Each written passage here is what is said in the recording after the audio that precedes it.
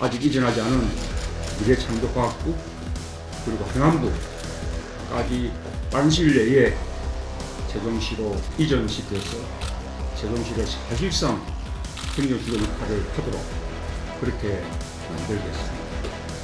국회 군원을 설치해서 장관과 공무원들이 국회로 오가는 것이 아니라 국회의원들이 내려와서 상임위 활동을 하고 국정감사 활동을 할 수 있도록 그렇게 만들겠습니다. 어떠한 복지국가냐? 이 문제에 대해서 우리는 이제 국가의 장기적 비전을 세워야 될 때가 됐다고 생각을 합니다. 복지의 가장 첫 번째 출발은 공동체의 윤리와 우리의 책임, 시민의 연대라고 생각을 합니다. 우리의 의무이고 우리의 윤리입니다. 우리 모두가 다 근로 능력을 성실한 사회적 약자에 대해서 함께 살아가는 국가를 만들어야 합니다. 예, 오늘 뭐 새로운 여론조사가 나왔습니다. 요새는 거의 매일 여론조사가 나오는데요. 자, 오늘 여론조사는 연합뉴스 KBS가 공동으로 한 여론조사입니다. 그런데 역시 문재인 전 대표 뭐 1등 선두를 계속 달리고 있고요. 안희정 지사가 2위, 그리고 황교안 대통령 권한대행이 3위로 지금 이 문재인 전 대표를 추격하고 있는 그런 모양새인데요. 자, 이거 좀 여쭤보고 싶은 게 이게 이른바 박스권이라고 그래요. 지금 그렇죠. 문재인 전 대표 같은 경우에는 이 29%에서 한 33 여기에서 왔다 갔다 하는 것 같아요. 맞습니다. 그러니까 30% 전후에 박스권에 갇혀 있다. 우리가 원래 박스권이라는 게 이제 주가 보통 할 때 많이 쓰는 얘기들이죠. 그렇죠. 그런데 지금 어쨌든 이게 지표로 나오니까. 그런데 지금 문재인 전 대표 부동의 1위인 건 사실인데 그리고 또 많이 이제 반기문 전 총장 사퇴 이후에 올라간 것도 사실인데 30% 내외에서 계속 왔다 갔다 하고 있어요. 마치 지금 온도계가 30도에 멈춰 있는 것 같은 느낌입니다. 이게 돌파될 것이냐? 지금 굉장히 중요한 이제 이 어떤 단계와 있다고 보여지는데 그거보다 더 눈이 가는 건 뭐냐면 더불어민주당 내에는 3명의 빅카드가 있잖아요.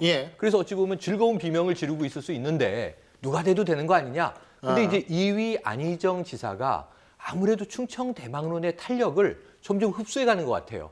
반면에 여기서 눈여겨볼 대목은 대신에 이재명 성남시장이 빠지고 있습니다. 그렇죠. 네. 그래서 그것은 이제 그럼 이재명 시장을 지지하던 다크호스 쪽의 지지층이 안희정 쪽으로 조금 새가 돌아서는 것 아니니까 이 정도는 읽히는 것 같습니다. 그렇죠.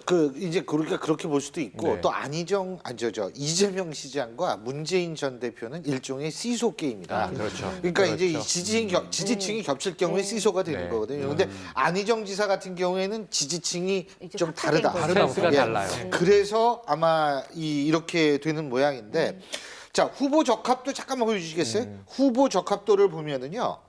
지금 안희정 지사 같은 경우에 거의 문재인 따라왔어요. 전 대표를 바짝 추격하고 있어요. 지금 사실 2위와 3위 차이는 엄청나게 차이가 크잖아요. 그죠?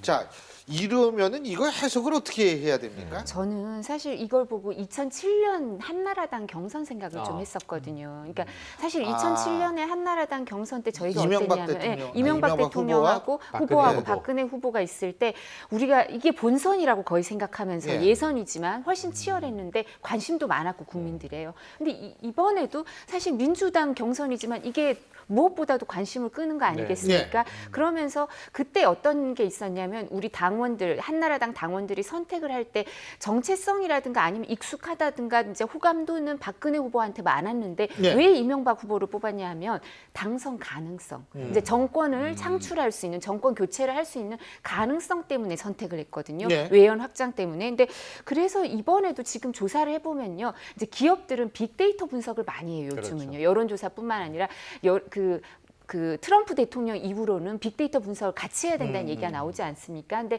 그런 걸 할 때 보면 안희정 지사에 대한 그 지지층들이 보수까지 이제 펼쳐지고 있다는 거거든요. 그리고 문재인 전 대표의 약점이 뭐냐면 정당 지지율보다 지금 한 10% 차이가 나요. 항상 어느 정도 지금 민주당 지지율보다 10% 정도 빠지거든요. 그래서 그런데 안희정 이제 지사가 만약에 20%를 넘거나 이렇게 되면 정말 2007년 한나라당 경선처럼 외연 확장 가능성, 본선 승리 가능성 때문에 안희정 지사에 대해서 아하. 더욱더 모이지 않을까 싶어요. 지금 중요한 말씀을 해주셨어요. 뭐냐면 정당 지지도와 후보 지지도가 있을 때 후보 지지도가 정당 지지도보다 높을 때에는 후보의 이 바뀔 확장성이 가능성이 있다라고 있다는 우리가 거죠. 얘기를 합니다. 그렇죠. 그렇기 때문에 그 후보가 비록 2등이나 3등을 한다 하더라도 정당 바꾸지 지지도보다 못해요. 높을 경우에는 뭔가 당선될 가능성이 있다라고 생각을 해요. 근데 이게 역전이 되면 그만큼 정당보다 확장성이 떨어진다라고 얘기를 하면 바로 그 점을 지적해 주신 건데 민주당 측의 주장은 뭐냐면 우리 후보 다 앞에봐라. 정당 지지도보다 더 높다. 이렇게 얘기합니다. 근데 예. 또 문재인 후보는 안티가 강하거든요. 그렇죠. 절대 안 찍겠다는 사람들이 있기 때문에 그게 또 부정적인 부분의 하나죠. 그러니까 그렇다고 하더라도 안희정 지금 지사가 민주당 내에 있는 동안은 예. 사실은 지지율이 정말 극적으로 올라가야지만이 예. 이게 번복이 가능하지. 예. 문재인 우리 친문이라고 그러죠. 조직이라든지 뭐 민주당에는 문재인 전 대표가 뭐 거의 잡고 있기 때문에 국민 참여 경선을 한다손 치더라도 과연 이 결선까지 예. 갈 수 있을지 그런 어떤 같은 당내에 봤을 아하. 때는 조금 한계가 있지 않을까 생각이 좀 듭니다. 그리고 우리가 또 한 가지 주목해야 될 부분 50대에서의 이 문재인 전 대표와 안희정 지사의 격차가 불과 4.3%밖에 차이가 맞습니다. 안 나요. 맞습니다. 그런데 다른 세대 같은 경우에는 15%가 넘거든요. 맞습니다. 근데 50대가 뭐냐면 베이비붐 세대예요, 이게. 예? 어떻게 보세요? 이게 지난해에 이 얘기가 나왔어요. 예. 그러니까 이 선거의 표준을 우리가 찍어서 좀 지표화할 수 있는 세대가 과거에는 30대 후반, 예. 그다음에 40대 중반, 이젠 50대 초반이다. 이게 지금 사실은 386입니다. 예. 50대가. 저도 지금 50대인데 바로 이제 안희정 50대 세요? 50대예요. 오, 안희정 40대인 줄 지사. 알았는데. 근데 일본 우상호 원내대표도 있잖아요. 예. 이들이 누구냐면 80년대 학번이에요. 87 항쟁 겪었고 지금 이제 촛불광장을 보고 있었던 예. 이 세대인데 그러면 이제 우리 아이들 걱정하잖아요. 예. 미래는 어떻게 해야 되느냐. 그래서 이번 선거가 50대가 바로 시금석이 될 것이다. 아하. 인데 예. 지금 문재인 전 대표는 정체돼 있는 것 같고 예. 아까 극적인 반전 말씀하셨는데 저는 이 정도면 지금 극적인 반전이에요. 안희정 지사가 한 달 그렇지, 전에 그럴 수 지표가 있죠. 어땠는데요. 맞습니다. 지난해에 극적 반전을 이재명 성남시장이 맞아요. 했는데 예. 촛불광장 집회가 매주 늘어날 때 160만까지 모일 때 일주일에 2%포인트씩 뛰었습니다. 맞습니다. 이재명 시장이. 예. 근데 나도 사실은 보수입니다. 이 얘기하면서 멈췄어요. 이거 아니구나. 다시 선명성 관계 드라이브를 걸었는데 이제 문재인 전 대표를 따라잡기는 어려운 정도로 벌어졌고 예. 안희정 지사가 지금 올라가는 게 극적인 추세예요. 근데 문제는 이게 조기 대선 시점을 우리가 아직 모릅니다만 예. 조기 대선이 만약 된다면 예. 이 추세 속도로 간다면 골든크로스가 나오는 속도예요. 아하. 속도와 시간을 좀 지켜봐야 된다고 자, 봅니다. 지금 골든크로스 말씀하셨는데 저 지지율 다시 한번 보여주세요. 너무 일찍 지지율 여러분 자, 지지율 보면 지금 화면에 나왔는데 그리고 거의 황교안 권한대행은 사실 대선 출마 전언도 안 하고 네, 그 본인은 가만히 있어요. 그리고 그냥 뒤를 조심하세요. 길이 막혔습니다. 뭐 이런 얘기만 하는데 14.9가 나와요. 예? 저게 약간은 이제 14.9가 이게 대통령 박근혜 대통령이 지지했던 친박 어떤 그것도 있을 것 같고요. 보수의 어떤 그 사람들이 모인 부분을 봐야 되지. 뚜렷한 후보가 사실 없지 않습니까? 그러다 보니까 황교안 대행한테 몰리는 측면이고, 근데 물리적으로 봤을 때 과연 출마 선언을 언제 할 거며, 만약에 탄핵이 아니 된다면 출마 선언은 할지 안 그러니까 할지 하지 않을 거면 그게 물리적으로 그러면 또 권한 대행의 대행을 만들어야 되는데 그런 여러 가지 어떤 한계가 있기 때문에 황교안이라는 건 어떻게 보면 조금 이상적인 어떤 그림이지 현실적으로 좀 쉽지 않은 그렇기 때문에 저 지지도도 뭐 없으면 저 사람 어차피 나오기 어렵다고 생각해서 나올 상황이 아닌가 저는 이렇게도 봅니다. 그리고 저는 어떤 생각이 드냐면 범보수 후보 적합도를 하면 황교안 대행이 저렇게 높게 안 나오거든요. 예. 오히려 유승민 네. 의원이 더 예, 높게 나온다는 맞습니다. 얘기가 나오는 것처럼 그 황교안 후보 대행에 예. 대한 지지도는 국정 운영 안정에 대한 바람이 아닌가 싶은 마음도 있어요. 그리고 자. 이 사람이 실제로 출마 가능성은 낮다고 생각하는 거 아닌가 싶어요. 자, 문재인 전 대표 오늘 충청 가가지고 안희정 지사를 어떻게 견제를 하려고 하는지 모르겠습니다. 덕담을 했어요. 아이고 지지율 올라가서 정말 자랑스럽다. 예?